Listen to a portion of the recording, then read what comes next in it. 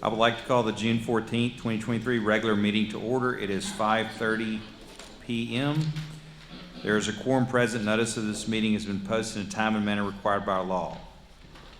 Mr. Jones, would you please call the roll? Yes, sir. Cliff Williams. Present. Scott Carson. Present. Coach Charles Perry. Present. Mr. Kyle Hogemeyer. President. Ms. Paulette Traylor. Present. My name is Chad Jones. Our missing member tonight is Ms. Nikita Lagway. Thank you. Perfect. We have 3 people that have signed up for public comments.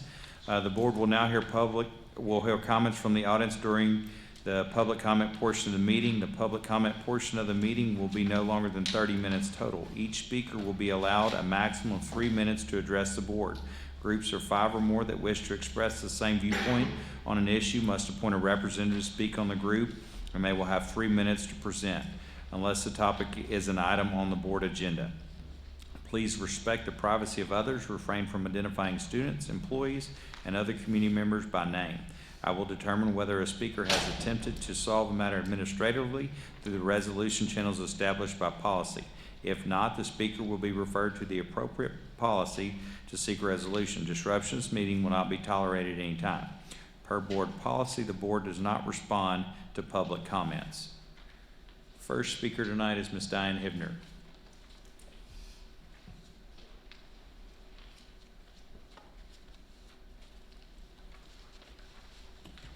My topic this evening is safety deficiencies. I have some issues with the WISD safety program's implementation since being taken over by the Sheriff's Department. Remember, this was the concurrence of the school board at the recommendation of the superintendent. There seemed to be a lack of concern for the safety of the kids. I personally experienced an incident on May 23rd at Cannon Elementary School during the 5th grade awards day presentation. There were many individuals from the general public present at this event. All one had to do to gain entrance was to show a valid driver's license. Who doesn't have one of these? I searched the venue for the resource officer. She was nowhere to be found. After the presentation, I walked out with the school principal and asked her why the resource officer was not present. Her answers were as follows. Number 1, oh, I talked with her this morning. Number 2, sometimes she must leave the building to make a bank deposit for our early bird program. Number 3, sometimes she must be at other schools. And number 4, not every school has a full-time resource officer. These answers were meant to appease me. They did not. In fact, the nonchalant attitude enraged me, for I had experienced a lowering standard of the safety of our kids, rather than an upgrade as was promised or at least insinuated. I have several questions for you, the school board. I know that you are concerned about the safety of our kids, but I don't know why you deemed it necessary to approve the change of the working safety program for our children from the constable for Precinct 1 to Montgomery County Sheriff's Office, who had no experience with our district in this manner. This incident at Cannon Elementary raises these questions. Number 1, why is the resource officer, who is now an employee of the Sheriff's Department, leaving our kids and school vulnerable while making bank deposits for a function of WISD, thus taking her away from her primary duty of protecting our kids? Number 2, why isn't a resource officer present at all times during the school day, especially when a function is being held which allows the general public to be in attendance? Something has gone wrong. You must address these problems immediately for the safety of our kids. Let's do away with the political agenda and get back to the basics of providing a safe environment for learning, utilizing local community members who have proven their worth and loyalty. Thank you. Thank you, Ms. Hibner. Our second person signed up for public comments is Robert Holden. Good afternoon. Okay, now that your efforts to anyone who researches would identify do harm to our children, it may be curtailed soon by law. Now, it's time to begin addressing the really greatest failure. I truly believe some will continue to groom our children and try to create races. Weekly, we see several teachers, every week, even 6 members of one school board, as well as the superintendent, who have committed pedophilia. I'm disappointed you haven't routed out those with pedophile tendencies and races who ordered these books. I'm sure it will continue, but less openly. Likely you're aware that something is going on, but as I've learned from you, you may not really know what it is and may not see it. What is going on is that we are actually at war, and I'm announcing that we're at World War III, and we're being fought with it using asymmetric tactics, using 5th generation war tactics. But many of these tools are also employed by anarchists. So reviewing the writings that I have listed in your handout may help you to see some of the things that now you do not see. The next pandemic is a good video to watch. The greatest threat, not educating and miseducating our young folks. I was amazed that so many seem to have missed the 7th and 8th grade world history and U.S. history. And a lot of what is being learned is not true. It amazed me that the greatest mass butchery in all of history is no longer common knowledge. Things that would have helped you in this country is to not forget things like the Bolshevik Revolution, the mass starvation of the Ukrainian people, the Cultural Revolution, Tiananmen Square, even the fall of Rome, and many other lessons of history which are no longer taught. Those who ignore history are doomed to repeat it. I really don't want what is happening in Ukraine to be happening here. But unless we change, it very likely will. I saw a Che Guevara t-shirt. I remember him, racist murderer. And we've got kids walking around celebrating him. Papa Doc showed us what can happen when we destroy our currency, which we are doing. We took down many statues of famous Democrats, but the statue of Stalin still stands. Even Hitler had the good sense to drive out Antifa. We have no U.S. currency, at least in my lifetime, and are planning to replace it with another fiat currency where the government can control what you are allowed to buy. This balloon at 70,000 feet over Kansas is known as the optimal point to detonate a mini hydrogen nuke hemp bomb. If they had, likely none of us would be living here today. Stop enabling the communists and wake up. Thank you, Mr. Holden. Our next speaker is Kelly Moore. Hello, Dr. Harkrider, Board President, Mr. President, Board of Trustees, Sweet Carol. I've been in education for 21 years. I've served in 3 school districts, I've had 6 different superintendents, and I have worked under countless district leadership teams. In 2018, I was honored to be chosen to serve the Willis community at Parmley Elementary. I came in as a first-year principal, slightly rough around the edges. Tonight, I stand here as I complete my 5th year as building principal, but I would not be here, nor would any of my colleagues, without the support of our Willis Educational Leadership Team. I'm here tonight to say thank you. Thank you for giving us your trust to lead a campus of small but mighty children, some big and also mighty. Thank you for giving us grace to fail forward. Thank you for motivating us and encouraging us to grow as a leader. Thank you for supporting us during some tough times and pushing us during those other times when we needed that extra push. Thank you for modeling how to be the leaders that we strive to be. Thank you for supporting our teachers and our kids, and thank you for always keeping kids at the forefront of your mind. I know I speak for my colleagues and other principals in the district when I tell you how grateful we are for the opportunity to serve with this leadership team. They've shown us each grace, courage, and support, and I'm so grateful that I chose this district because the leadership of this district has given all of us the strength to grow. So thank you, Willis ISD.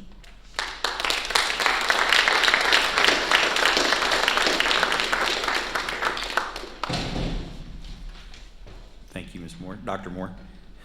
The board will now convene into closed session for the purpose of considering matters for which closed sessions are authorized by Title V, Chapter 551, Texas Government Code Sections .071 through .084. A, discuss teacher resignations and employee appointments, Texas Government Code 551.074. B, attorney consultation regarding legal issues pertaining to public records requests and related matters, Texas Government Code 551.071 and 551.129. It is 5:40. The board will now convene into open session. It is 6:37 p.m. Is there any motions from closed session? There's none. Dr. Harkrider. Yeah, this time, everybody please stand for our pledges. I pledge allegiance to the flag of the United States of America and to the republic for which it stands, one nation, under God, indivisible, with liberty and justice for all. Honor the Texas flag. I pledge allegiance to thee, Texas, one state, under God, one and indivisible. You would still remain standing. Mr. Whitman will give our invocation. Please bow your heads. Dear Lord, we just want to first and foremost thank you for this day that you've let us be a part of and enjoy. We thank you for this community, this district, the board, our staff, our parents, and our students, Lord. Let us always be humble, thankful, and grateful in all that we are and all that we do. Lord, we pray that your hand is upon the decisions being made tonight and made each and every day. Lord, we pray for your peace, your joy, and your happiness, and that we show that to others.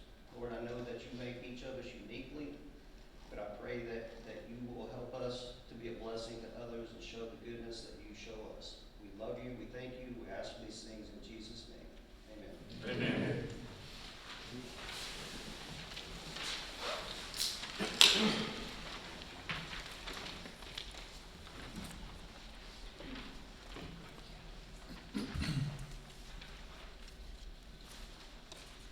Carol, there are no recognitions? No recognition. Okay.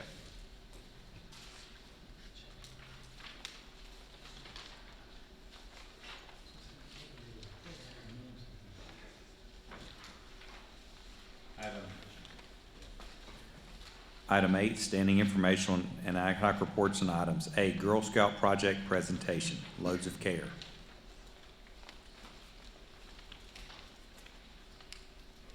Hi, good evening, President Hagemeyer, school board members, Dr. Harkrider, and Ms. Rogers. I stand before you tonight so excited to share a wonderful project with you all that I've had the opportunity to collaborate with on behalf of Willis ISD with Mr. Sam Prosla. He's the owner of Willis Supermarket in the Express Washington area, and with Sonia Harper, who is a recent graduate of Willis High School. So at this time, we're going to turn the program and the project over to Sonia. Thank you. Hello, my name is Sonia Harper. As Ms. Walker said, I am a class of 2023 high school graduate. I have been in Girl Scouts since kindergarten, so it's a little. I will attend Sam Houston State University in the fall for theater education. So for the Girl Scout Award, you must identify an issue I must identify an issue in my community and devise a solution that is sustainable that involves a partner organization. My issue that I found is that 20% of the students in the U.S. lack regular access to washers and dryers. And why is this important? Having clean clothes gives students confidence. It helps them feel good about themselves. And most importantly, it improves their attendance. Chronic absenteeism. 1 in 6 students in the U.S. are chronically absent from school and miss 2 or more days per month. Chronic absenteeism has been a hidden educational crisis by the Department of Education.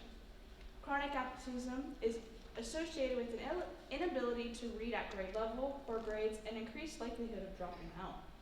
Students would rather stay home than go to school in dirty clothes. Free laundry programs in other school districts have increased attendance rates by 86% in some cases. Loads of care.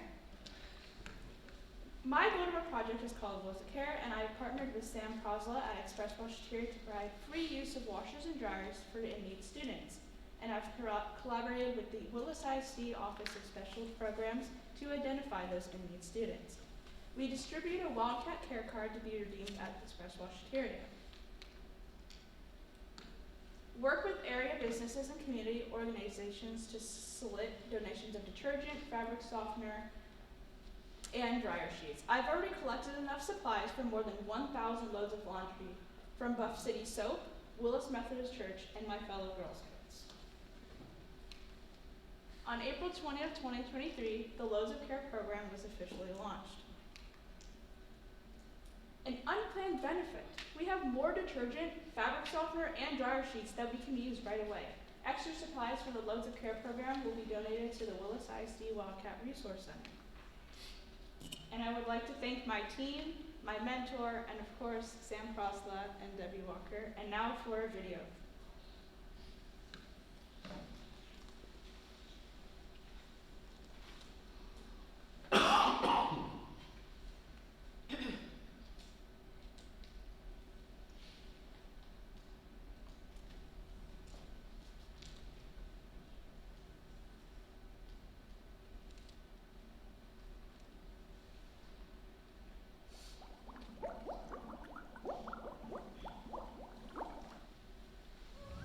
Hi, my name is Sonia Harper, and I'm here today for my Girl Scout Boulder Work project called Loads of Care.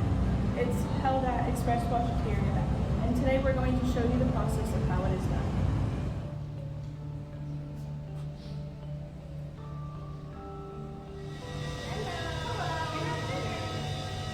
Hello, my counselor from Willis High School gave this to me. I don't know how it works. Can you help me, please? Yes, let me get my manager and give me 1 second.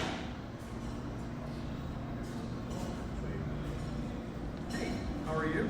I'm good. How are you? I'm doing well. So it looks like you got the Loads of Care program card. We'll be happy to help you out. Perfect. Come on over. We'll show you how to use the machines. Right over here. What you can do is go ahead and load up all your clothes inside.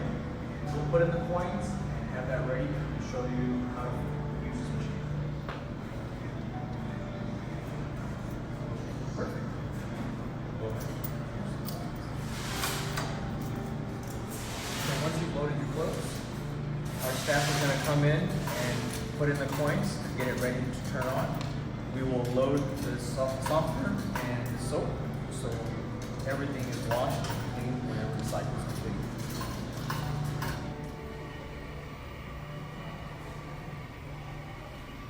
Now that we're going to wait for the machine to complete, do you mind filling out the quick survey for us?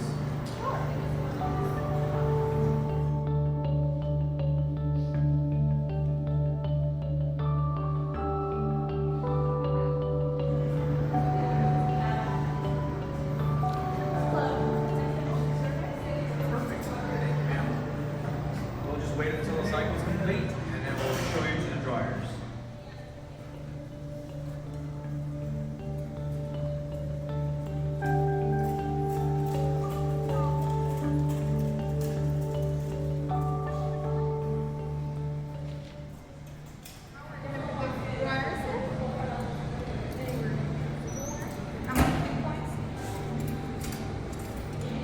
And you can select your temperature.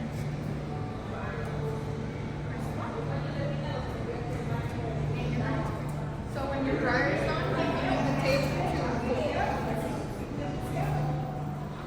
Hi, thank you. This is such a great program. I'm definitely going to come back.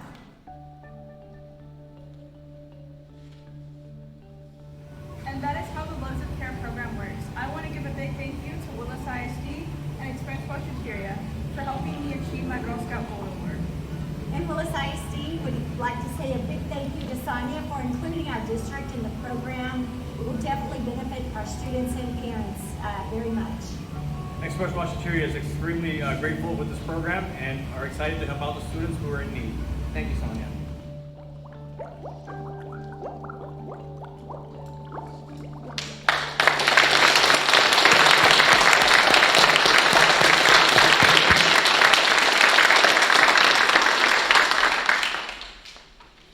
Thank you. Unbelievable job.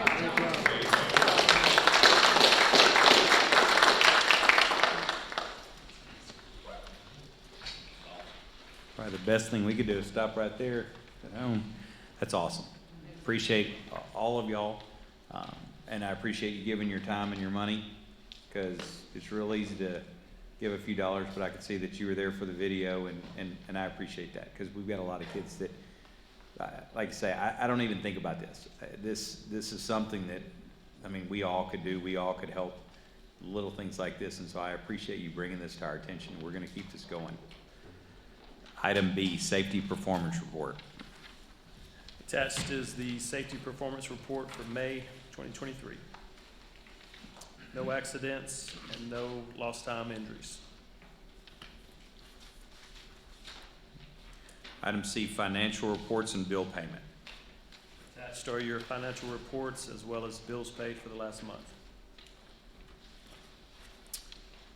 Item D, student enrollment. Our final student enrollment report for 2023 had us at 8,825 students. That is an increase of 201 students from the same time last year. Item E, bond summary. Just a breakdown of all of our current bond funds by year. Item F, budget workshop number 1. Yeah, this time Mr. Mate is going to give us a glimpse at budget for 23-24. Sure, thank you. Good evening, Board, Dr. Hartwright, Ms. Carroll. I'm here tonight to present the first budget workshop of the year as we lay the foundation for the 2023-2024 school year and budget. As you are aware, it's an interesting time in school finance as we continue to navigate the current funding climate. I'm going to attempt to cover quite a bit tonight, but if you have a question at any point, please feel free to stop me. Tonight, we are primarily going to focus on district revenue. We are going to look at current year 22-23 revenue projections to give us an insight on what we can expect for next year. We are also going to discuss interest and the ever popular state aid, as well as take a peek at what we are expecting for the 23-24 budget to look like. No, you're fine.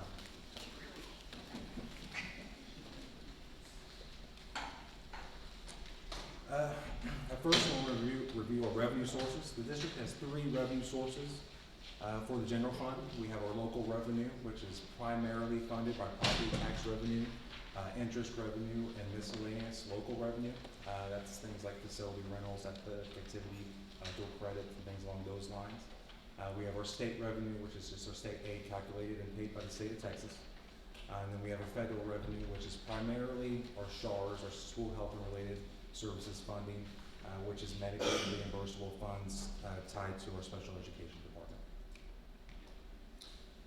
And now I want to take a closer look at how specifically Willis ISD is funded. The figures to the left are audited results from the 21-22 school year.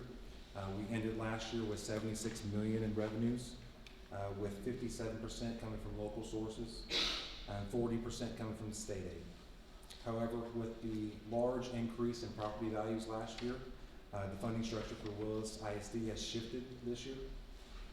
The numbers on the right are what I am projecting for this year, the end of this current fiscal year.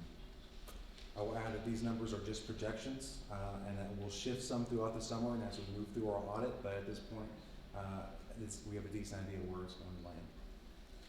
As you can see, the district is now projected to be 69% funded by local sources, with state falling by over $7.4 million in a single year.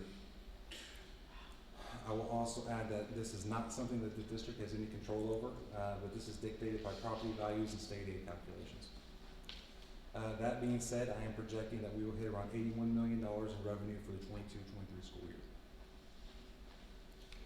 And I want to take a closer look at our local revenue. This is a detailed view of our local revenue for current year, as well as where I'm projecting us to land. Again, this is at the end of our current fiscal year. I want to draw your attention to our current tax year revenue. As you can see in the highlighted box, I am projecting the district to be short approximately $1.2 million in this category. This number could shift slightly as I get some more information from the county as we move throughout the summer. This is something that I want to discuss with you because this is an issue that we are facing that we have not faced before as a district. And more than anything, it hurts our outlook going into next school year as we build our budget. To understand this issue, I want to take a quick look at how our local tax revenue is calculated. Every year, we get our certified tax values from the Montgomery County Appraisal District on or about July 25th. In its simplest form, if you take our certified values and you apply our tax rate to them, you will get what we should collect for our property tax revenue. So you will get that $52.8 million. Of course, we're not going to However, we're not going to collect 100% of those funds, so we apply a collection rate. This collection rate accounts for uncollected taxes and also accounts for adjustments made by the county throughout the year. The adjustments is where I want to turn our focus to, because that's where the issue lies this year as far as the shortfall. As we take a closer look at the adjustments are something that happen and are accounted for every year. They are primarily for settled property value lawsuits. If the value is reduced due to a settlement, that value is then adjusted and the collections are reduced accordingly. If we take a closer look at the last few years, our adjustments have ranged from $400,000 to $760,000. These figures are tax collections that we are anticipating collecting, but then are reduced and adjusted down due to these settlements. However, we do account for these every year. However, if we look at current year, just through May of this year, our adjustments have totaled over $2.1 million. This is 3 times higher than anything the district has experienced in the past. This is the primary reason why I'm projecting the shortfall this year. As we look at these adjustments, when I reached out to the county for an explanation on the sudden increase, I was told there was 2 primary reasons for this. First, there was a large backlog of homestead exemptions, 9,000 to 11,000 homestead exemptions that were not applied at the time that the values were certified to the district. These exemptions were then applied retroactively, which ultimately reduced our taxable value. Secondly, I was told that the property value lawsuits were being settled in a hastened timeline. This is a new initiative referred to as Rocket Docket. This shortened the timeline to less than 1 year. This, coupled with the fact that there was a record number of lawsuits last year because of the increased property values. As a result, our certified values from Montgomery County have been reduced at levels that we haven't seen. In short, the county set certified values at a certain level. We use those values and those levels to build our budget.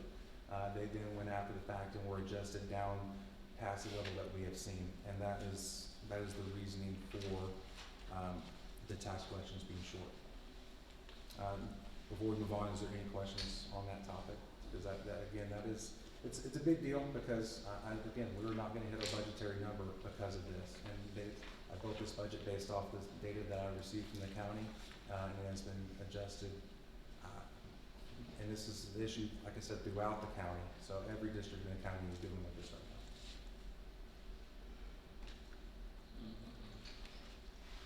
now.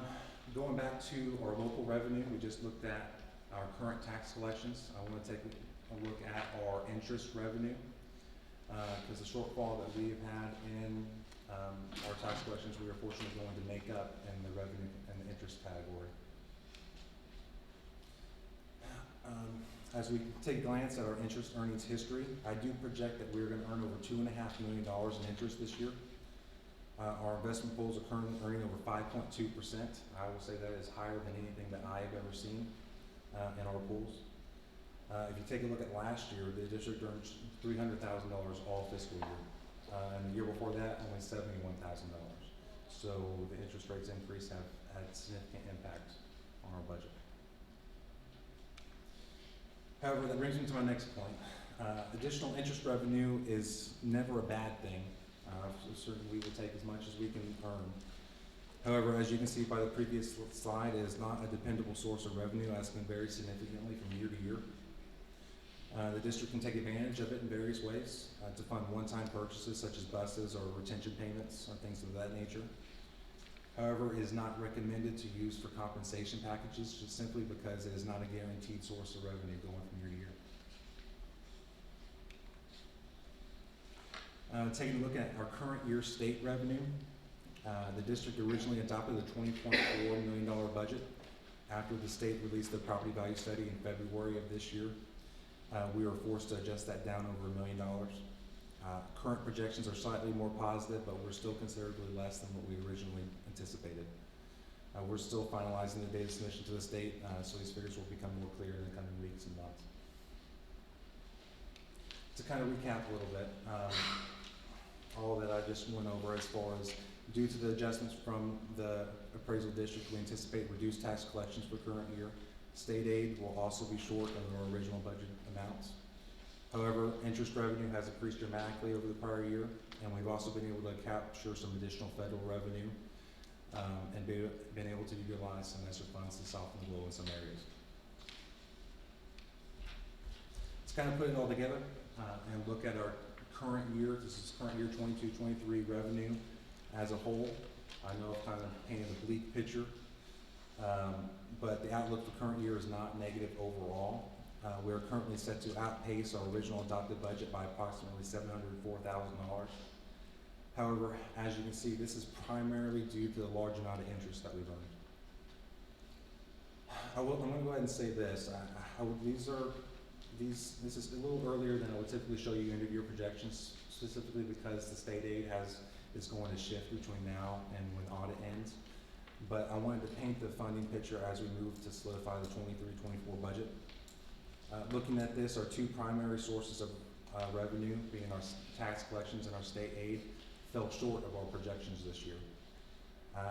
Going into building next year's budget, that's the data that I have to use to build the baseline for next year as we move forward.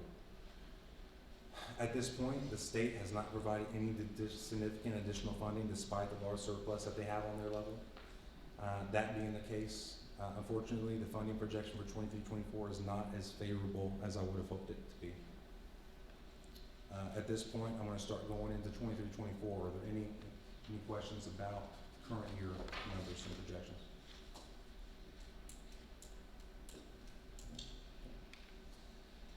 As we start building the budget for 23-24, we first take a look at the contributing factors.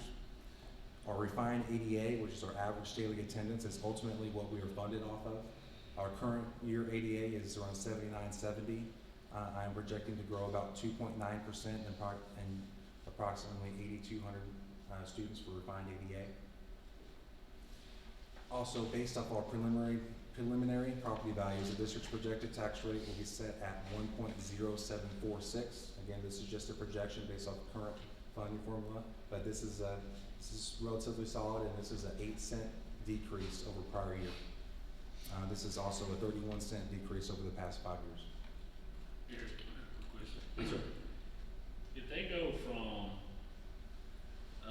total enrollment to attendance, what will that do? Our total enrollment, correct me, Dr. Harkrider, it's around 90. Yeah, you see the number in the top left, Chad? Yes, sir. That's what we budgeted on this year. That's We correct. have about 900 more students than that. So you do 900 times the current basic allotment of 6,160, it's over $5.6 million in additional funding. So that'd be That we're great guaranteed, for us. that's guaranteed dollars to dollars, new money. Any time, and there's multiple special sessions going on, if they touch the basic allotment, that is true new money for us.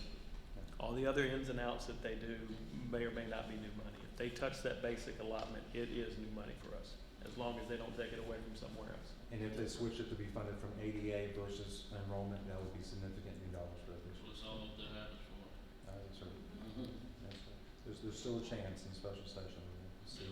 That's right. We'll see. Taking a look at our property values, based off our preliminary property value estimates, the 2023 taxable property value is up approximately 13.52% from prior year. Compared to last year's growth was about 38%. Protests are still ongoing, but as I mentioned earlier, the certified values are due to the county on due from the county on July 25th.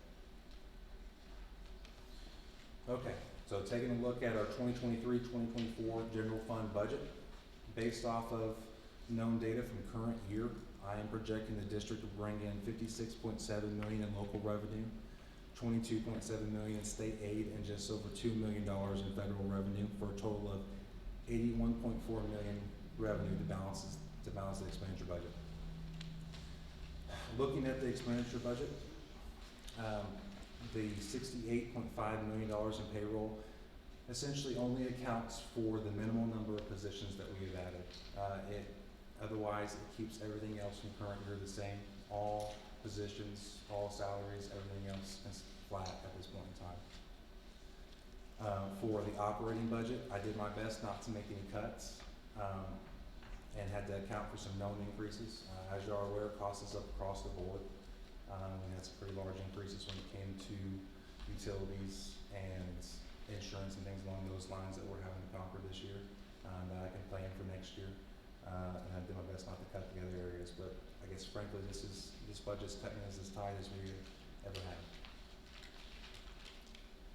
Garrett, do you remember, off the top of your head, you guys remember we've had a couple insurance claims this year, had the fire at the concession, we had some storm damage. Anytime we have that damage up until this year, we paid a deductible of $25,000. So it was a flat deductible, then everything was fixed on the insurance dime over that. We've gotten quotes for next year. Garrett, what would the deductible be next year? The deductible, pretty much they have lumped in any disaster, whereas it used to be just anything hurricane related was a higher deductible. That number was $1 million. They have now lumped in any incident to that higher deductible. So if the fire at Little Lucas, if that was to happen next year, the deductible would be $1 million. And so that would not be covered.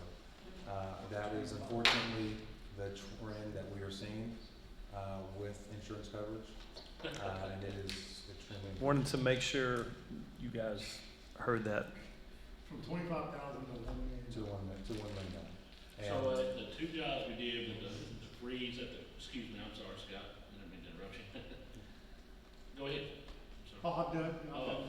So the freeze where we changed the coil, Yep. we got that deducted, and the stuff over here, we already got refunded for the concession yet, has that happened? yes, sir. We have Okay. been refunded for. That's awesome.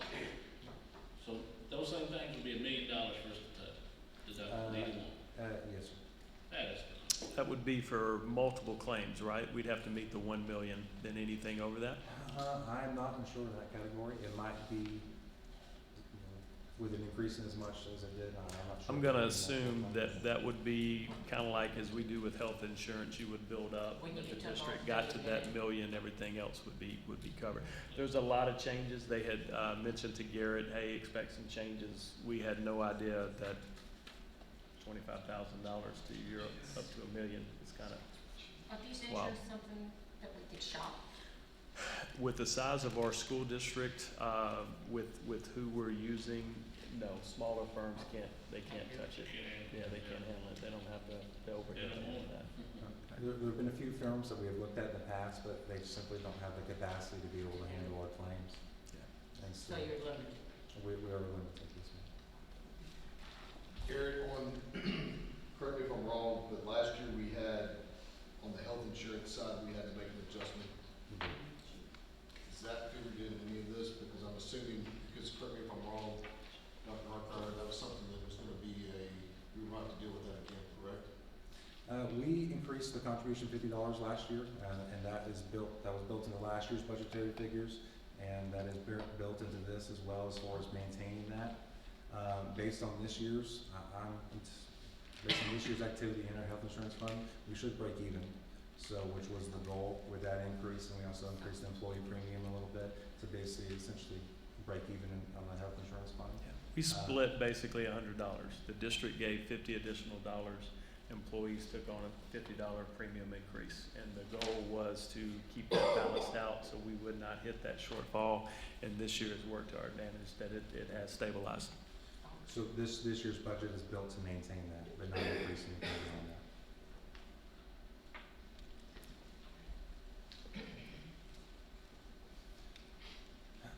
So that being said, unfortunately at this point in time, due to current revenue projections, we cannot recommend a percentage raise increase from Willis ISD employees. However, the district does have access to funds to utilize for one-time payments for district staff. I will say we also have the ability to revisit the compensation plan if the state does make any funding updates in a special session. So if they did update anything at this point in probably September, we do have the opportunity to revisit this if we do get additional dollars. We also, we did not expend and have not, we've been smart with our ESSER funds. Based on anytime we go into a legislative session, as you budget for the following year, we get nervous. Are we going to get anything? Is money going to be taken away? This year, obviously, we've received nothing. The basic allotment has not been adjusted since 2019, while everything that we pay for has been double-digit inflation rate now for 4 years. So all of our costs are more expensive. We're taking on more employees. So we strategically kept some ESSER funds available. The board approved the retention bonus that professional employees will receive at the end of August for $2,500.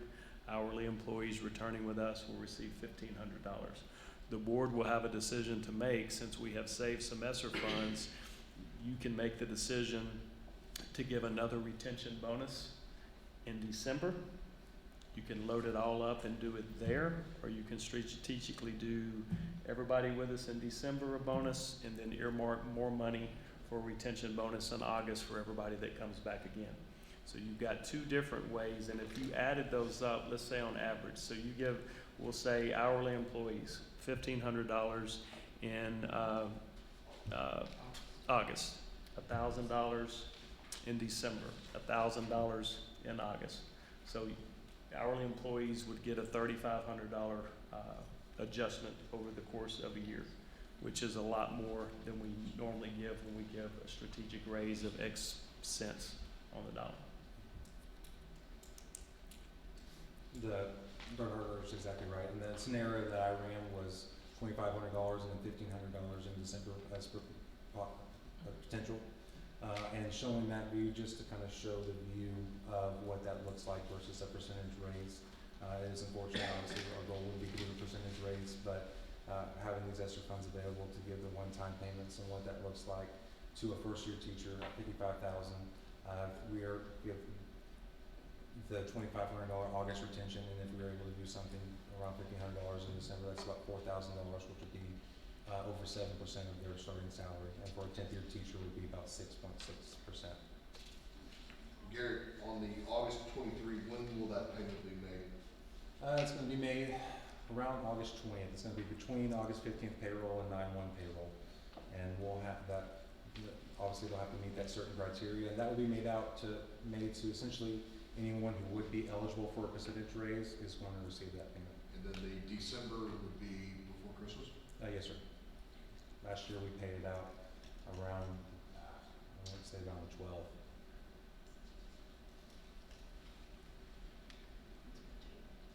A lot of people appreciated that too. I'm grateful that we've had those ESSER funds to be able to utilize for those payments.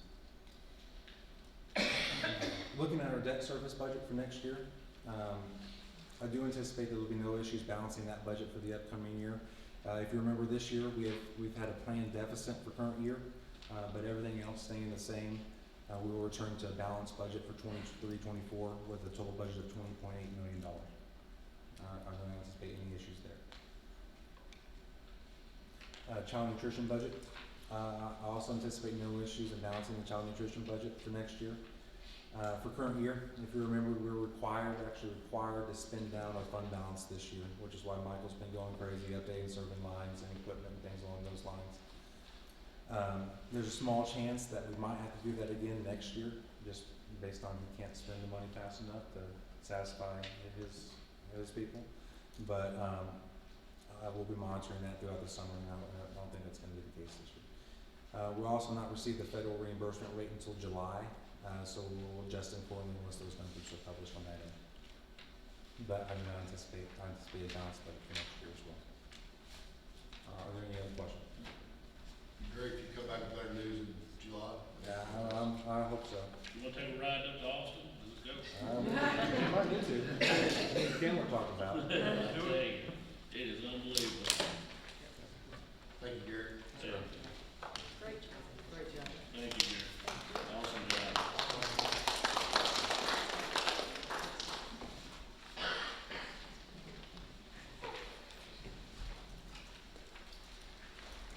Item 9, consent agenda. Mr. Williams. Make a motion that we approve the consent agenda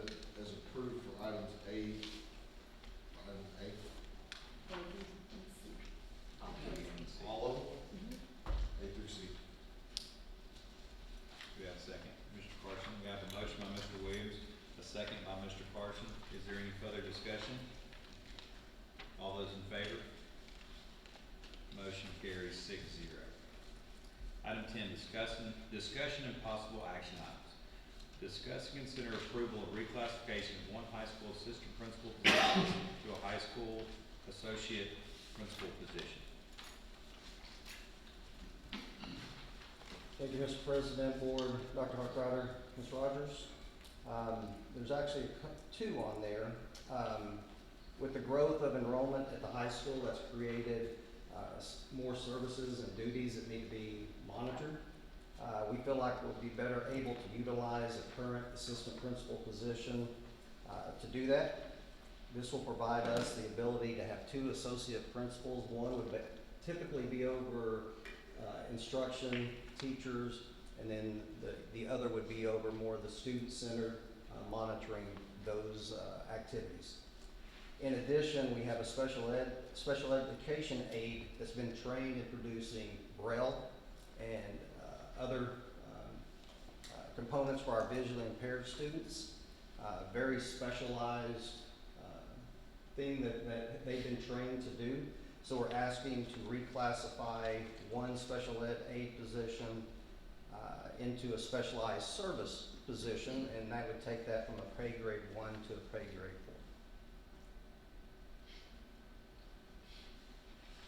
4. Yes.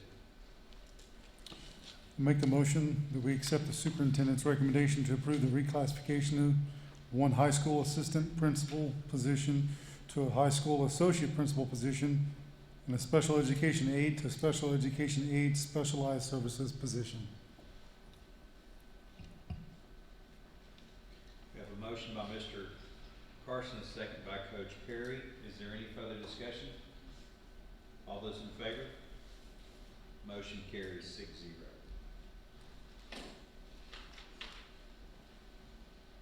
Item B, consider approval of additional personnel. Thank you. As you've seen the last couple of months, we've been very careful about positions that we're bringing to you, extra positions that we brought to you. We do have a few, couple at the high school just because of numbers, course requests that we can't fill without having personnel there to teach those classes. We have the same situation at ROARC with special education. You'll see an aide that's listed there with the pre-K for every teacher. There has to be an aide in that class as well, so you'll see that aide position added. We have a couple of positions that are one-time or one-year positions that are funded out of ESSER to help with certain interventions. Once that's done at the end of this year, those positions will go away as well. There is also another position, a grant program position that you see on there. With the number of grants that are out there, one person can't get that done. You did add a position, help us add a non-exempt position. That was really more for just helping with compliance and going through that, helping with applications.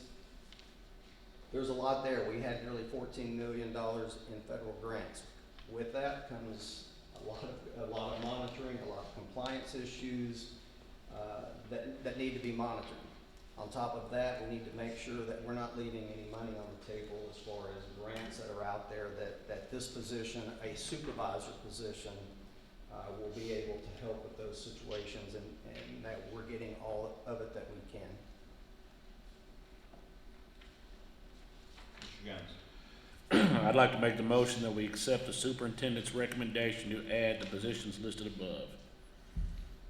We have a motion by Mr. Jones, a second by Ms. Trailer. Is there any further discussion? You got a question? Yes, sir. The grant program coordinator, that's not the same thing we approved a few months back?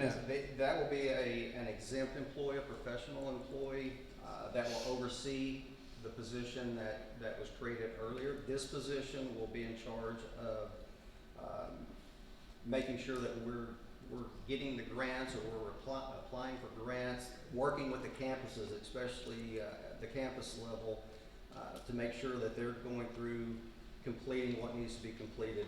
the position that you guys approved earlier in the year will assist that person in just helping with monitoring what's happening. And have we hired anybody in that position yet? In the one that you had? Yes, sir. Yeah, yes. Okay. That's all I have. Thank you. Being no further discussion, all those in favor? Motion carries 6-0. Item C, discuss and consider approval of purchase of passenger buses. Thank you very much, Mr. Brown. Good evening, board members, Dr. Harkrider, Ms. Rogers. We are bringing you a proposal this evening to purchase additional buses for the transportation department, but we're got some extenuating circumstances here. The lead time on getting a bus now is 18 months. So when we place this order, we are expecting these to be here somewhere around December of 2024. So essentially we're getting in line. They're producing buses per order. It's not like the old days where you used to have some sitting on the lot and we could go purchase one. Did we receive the ones we've been waiting on? Finally, yes, sir. Okay. And we kept pushing back our original purchase date. We figured, well, we'll do it 3 months earlier, and we were still getting them in October. So it's not getting better, it's getting a little bit worse. But we are asking your permission this evening to purchase 4 regular size buses. And if you will notice, the price for those particular buses is $137,950. And if you recall, the last time we purchased a regular size bus, $105,000. So the price has gone up dramatically, and this was the lowest bid for the 3 that we went out and looked at. We're also asking your permission this evening to purchase 1 special needs bus. That will be in the amount of $138,275. The total we're asking your approval for this evening is $690,875.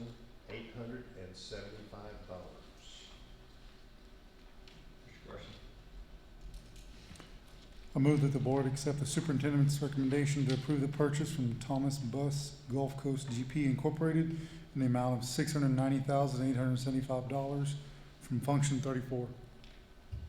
We have a motion by Mr. Carson, a second by Mr. Williams. Is there any further discussion? Good question. Yes, sir. The buses, so I know we just purchased camera systems for our existing buses now that are going to be getting installed, I'm assuming over the summer. Do these new buses, 18-month wait time, I'm sure they'll have time to put new cameras and stuff in them, right? Yes, Or do sir. they come with the new systems and All stuff? our buses will be equipped similarly, so they will have the new camera system that we purchased last year. And if you don't remember, essentially, what we used to have were fixed camera mounts, and you get kind of angled. These new camera systems allow us to see in between seats, Right. down the aisle, so it gave us better ability to maintain discipline on the buses. Do we do the new system too with where the students have their check-in card or whatever that is? Is that going to be already implemented? We're in the process of implementing that. We haven't received it yet, but you did approve that purchase, Yes, sir. I believe, last month. And as soon as we get those, we'll get them up and running. That probably is not going to be ready by the time school starts, though. Thank you. Yes, sir. Is there any further discussion? Being none, all those in favor? Motion carries 6-0. Item D, discuss and consider approval of playground equipment purchase. Thank you, sir. As part of the 2022 bond that you helped us approve, one of the items in there was to consider approval of playground equipment for 5 of our elementaries, specifically being Parmley, Hardy, Cannon, Turner, and Mentor Elementary. We are working with an individual who we have worked with before, who happened to do the playground equipment at Lagway Elementary. He essentially went and met and assessed the needs of each of those individual campuses, so the principal and the school had input on what they're getting. We're not buying the same thing for each school, so we tried to tailor those to what those needs were. Essentially, we're looking at about a little over $100,000 per school. But we are asking your approval this evening to approve a purchase from, Cunningham Recreation in the amount of $505,429.38.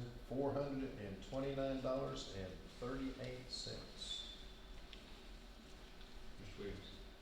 I move that the board accept the superintendent's recommendation to expend $505,429.38 from the 2022 bond issue funds for the playground equipment at our elementary schools.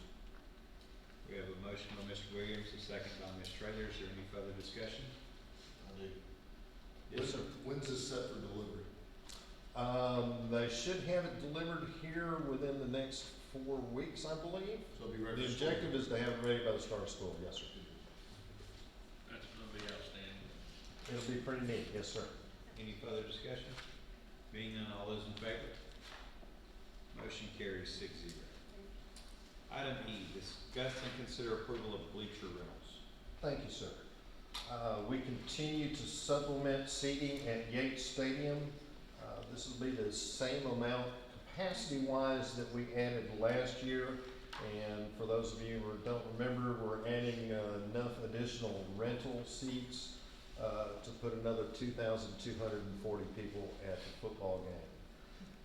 Any purchase over $50,000 requires your approval, and the amount for the rental this year is $56,000 even. Yes, ma'am. I move that we accept the superintendent's recommendation to approve the rental of additional bleachers at Yates Stadium for the upcoming season for $56,000 from Function 36.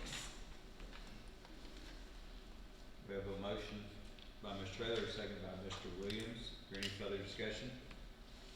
Quick question, what did we pay last year, roughly? It's the same price? Same price. Yes, sir. There being no further discussion, all those in favor? Motion carries 6-0.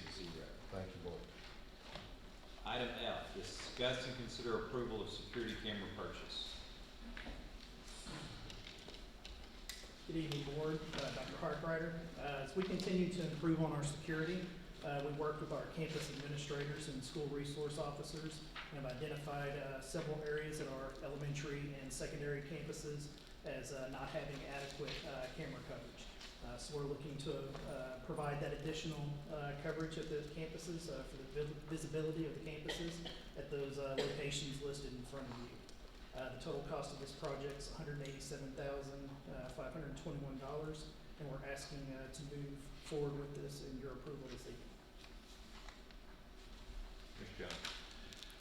I move that we accept the superintendent's recommendation to approve the purchase of security cameras in the amount of $187,521 from Function 52 of the general fund. We have a motion by Mr. Jones, a second by Mr. Carson. Is there any further discussion? Yes, I have a question. Some of these cameras, are they just stationary, or do they like pan, tilt, zoom, or anything like that? They are, we do have the zoom capability, but not pan, tilt, stationary with just zoom capability. Okay. But we are looking to just saturate that internal part All of right. the campuses, yes. Okay, thank you. Mhm. All those in favor? Motion carries 6-0. Item G, to discuss, consider approval of purchase over $50,000 technology software, Yes, sir. As we continue to grow, we face the challenge of tracking and identifying the use of our online instructional resources. To help in this matter, we're asking to purchase Sways 360, which is a software solution that'll help us to provide online resource usage analytics, identify any instructional learning gaps that may be occurring in the classroom, ensure our daily software usage aligns with the district initiatives and goals, provide critical data to allow us to make cost-effective decisions on future resource purchases, and measure the effectiveness of our current resources, as well as provide any savings by the removal of any ineffective or unused resources. The total cost of this software package is $66,690, and we're asking for your approval to move forward with this project. Mr. Carson. Move that we accept the superintendent's recommendation to approve the purchase of SWYE 360 software in the amount of $66,960 from Function 53 in the general fund. We have a motion by Mr. Carson, a second by Coach Perry. Is there any further discussion?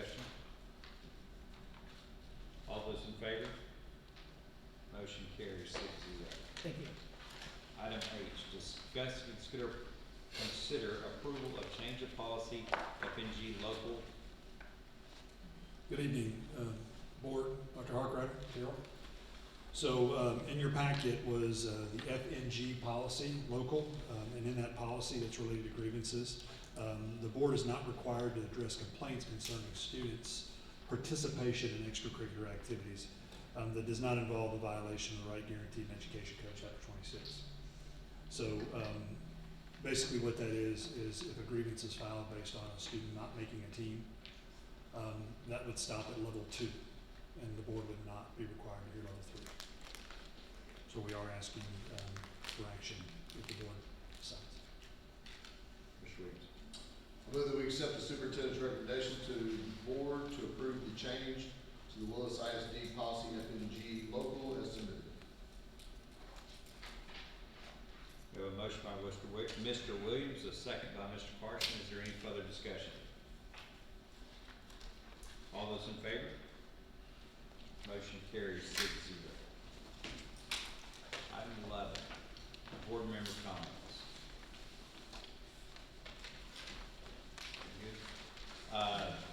Just want to say you guys have a great summer. Rest up. We've got a lot of work this fall and this summer.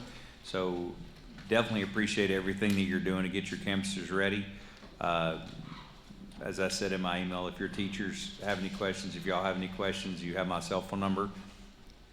I don't know that I can answer any questions, but I'll find somebody who can. So appreciate everything that you guys are doing. Let's see, future business meetings, Dr. Harkrider. Next regular meeting, July 12th. Perfect. Do we have Mr. Williams? Make a motion, we adjourn. We have a motion by Mr. Williams, second by Ms. Traylor. Do we have any further discussion about it? All those in favor? Motion carries 6-0. Have a great evening.